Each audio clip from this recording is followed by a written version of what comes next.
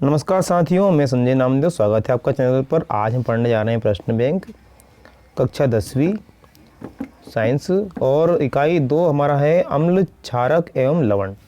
इस अध्याय का हम आज अध्ययन करने जा रहे हैं। इस अध्याय के अध्ययन से पहले मैं आपको बताऊं कि यदि आप चैनल पर नए हैं तो हमारे चैनल को सब्सक्राइब कीजिए, लाइक कीजिए और दोस्तों के साथ शेयर कीजिए।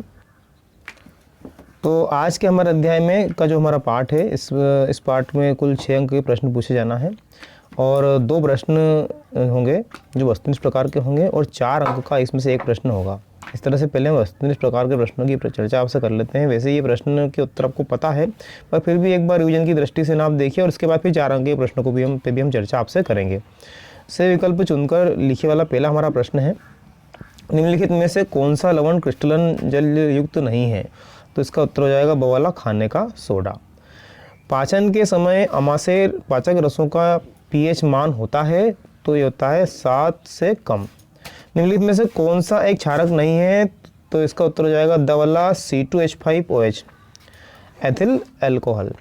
बेकिंग पाउडर बनाने में प्रयुक्त अवयवों में से एक अवयव सोडियम हाइड्रोजन कार्बोनेट है, तो दूसरा अवयव होगा, तो इसका उत्तर हो जाएगा ब वाला, टार्टरिक अम्ल।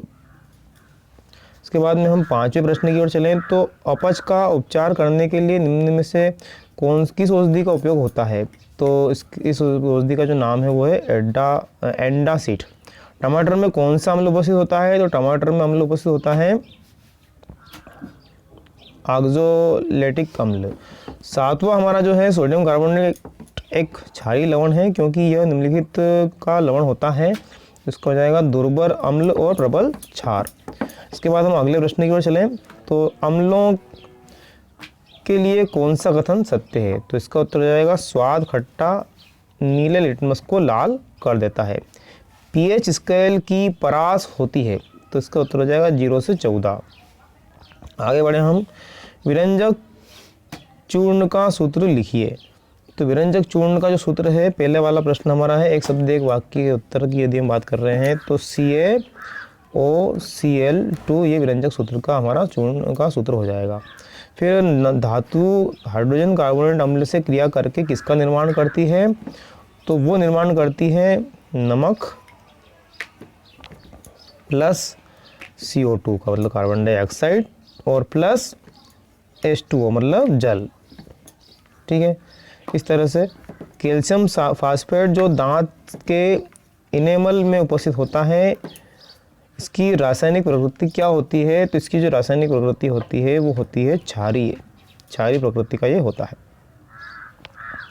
अम्ल और क्षार के मध्य होने वाली अभिक्रिया क्या कहलाती है? तो उदासीनीकरण।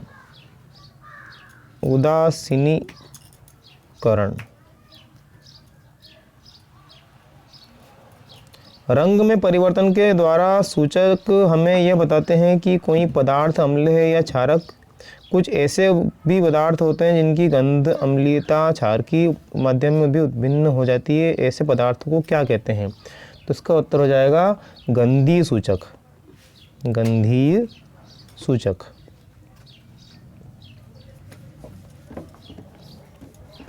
विरंजक चूर्ण के निर्माण में कौन से पदार्थों का उपयोग होता है?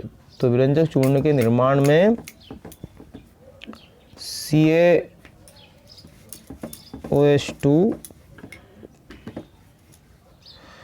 Plus Cl2। इसके बाद में मिल्क ऑफ मैग्नीशिया, तो ये है मैग्नीशियम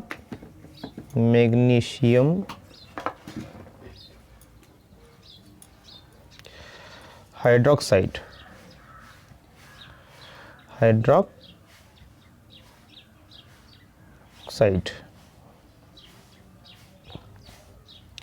रिक्त स्थान की पूर्ति वाले प्रश्नों की बात कर लेते हैं। तो पहला रिक्त स्थान है साकी पौधे नेटल के डंक में रिक्त स्थान अम्ल होता है, तो इसमें आ जाएगा मेथेनोइक अम्ल। अगला है कठोर जल को मृदु करने के लिए वॉशिंग सोडा आ जाएगा। वॉशिंग सोडा यौगिक का उपयोग किया जाता है। अम्लीय वर्षा का पीएच मान तो अम्लीय वर्षा का जो पीएच मान है वो 5.6 से कम। सोडियम हाइड्रोजन कार्बोनेट का सामान्य नाम है बेकिंग सोडा। Baking soda. सिरके में रिक्त स्थान अम्ल उपस्थित होता है तो एसिटिक अम्ल।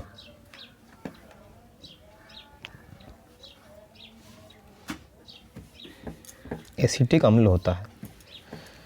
चूना पत्थर, खड़िया एवं संगमरमर रिक्त स्थान के विभिन्न रूप हैं, तो छठे का उत्तर हो जाएगा कैल्शियम कार्बोनेट।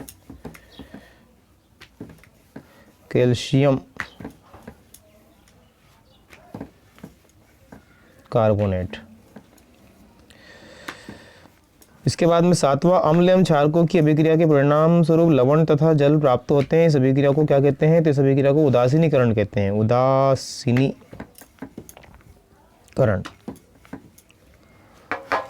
अत्यधिक ऑक्साइड प्रकृति के होते हैं तो इसमें आ जाएगा एसिडिक। प्रकृति में एसिडिक ऑक्साइड होते हैं, एसिडिक। 9वां हो जाएगा लिटमस विलयन। जब ना तो अम्लीय होता है और ना ही क्षारकी, तब यह बैंगनी रंग का होता है। जब धातु अम्ल से हाइड्रोजन परमाणु का हाइड्रोजन गैस के रूप में विस्थापन करती है, तब जो यौगिक बनता है उसे रिक्त स्थान कहते हैं, उसे कहते हैं लवण। आगे चले हम सही जोड़ी की ओर। तो सही जोड़ी में खट्टे दूध दही, तो इसमें आ जाएगा लैक्टिक अम्ल, पहला ही आ जाएगा इसका। इसके बाद चींटी जो है, चींटी के डंक में तो मेथेनोइक अम्ल होता है, इसका हो जाएगा ई वाला। नींबू के रस का पीएच मान, तो नींबू के रस का पीएच मान 7 से कम। और सोडियम हाइड्रोक्साइड विलयन का पीएच मान तो 7 से अधिक। और जल में घुलनशील हो जाएगा हमारा क्षारक। इसके बाद में दीर्घोत्तरीय प्रश्न की चर्चा हम आपसे करेंगे जो 4 नंबर के हैं हमारे। आइए देखते हैं इन्हें भी हम। तो हमारा पहला दीर्घोत्तरीय प्रश्न, धातु के साथ अम्ल की अभिक्रिया होने पर सामान्यतः कौन सी गैस निकलती है? एक उदाहरण लिखिए तथा इस गैस की उपस्थिति की जांच आप कैसे करेंगे। तो धातु के साथ अम्ल की अभिक्रिया होने पर सामान्यतः हाइड्रोजन गैस निकलती है, इसका चित्र आप देख पा रहे हैं। इसके बाद में अम्ल का जलीय विलयन विद्युत का चालन क्यों करता है? तो जल में घुलना पर अम्ल वियोजित होकर आयनों का निर्माण करता है। उदाहरण के लिए आप संक्रिया देखिए, HCl + H2O, तो Cl + H2O+, ये आयन विद्युत के चलन के लिए उत्तरदायी होते हैं। प्लास्टर ऑफ पेरिस किसे कहते हैं? इसको आर्द्रता रोधी बर्तन में क्यों रखना चाहिए? इसके 2 उपयोग लिखिए। तो प्लास्टर ऑफ पेरिस को आर्द्र रोधी बर्तन में इसलिए रखा जाता चाहिए क्योंकि प्लास्टर ऑफ पेरिस आर्द्रता जल से अभिक्रिया करके जिप्सम बनाता है। इसकी अभिक्रिया आप देख पा रहे हैं। धोने का सोडा एवं बेकिंग सोडा का सूत्र लिखते हुए दोनों के प्रमुख उपयोग लिखना है। तो धोने का सोडा मतलब Na2CO3 के 2 प्रमुख उपयोग।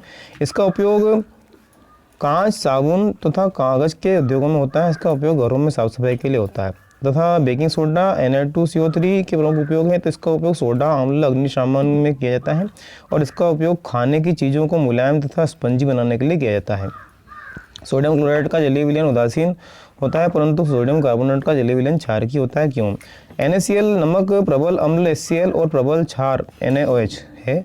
यह हाइड्रोलाइसिस से नहीं गुजरता क्योंकि यह जल के साथ लवण NaCl के आयनों के मध्य कोई क्रिया नहीं करता। NaCl के जलीय विलयन में असमान मात्रा में H+ आयन एवं OH- आयन होता है, अतः यह उदासीन होता है। प्राकृतिक एवं संश्लेषित सूचक क्या होते हैं? दोनों के 2 उदाहरण लिखिए।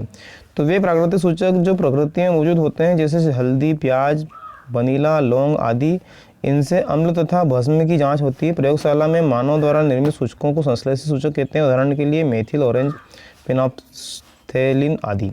उदासीन अभिक्रिया किसे कहते हैं? एक उदासीन अभिक्रिया का समीकरण लिखिए। जब कोई क्षार अम्ल से क्रिया करता है तो लवण और तथा जल बनाता है। इस अभिक्रिया को उदासीनीकरण अभिक्रिया कहते हैं। उदाहरण के लिए सोडियम हाइड्रोक्साइड हाइड्रोक्लोरिक अम्ल के साथ अभिक्रिया करके साधारण नमक तथा जल बनाता है। इसी तरह से मैग्नीशियम हाइड्रोक्साइड हाइड्रोक्लोरिक अम्ल के साथ अभिक्रिया करके मैग्नीशियम क्लोराइड बनाता है और जल बनाता है। पीएच परिवर्तन के लिए दंत क्षारी किस प्रकार होता है?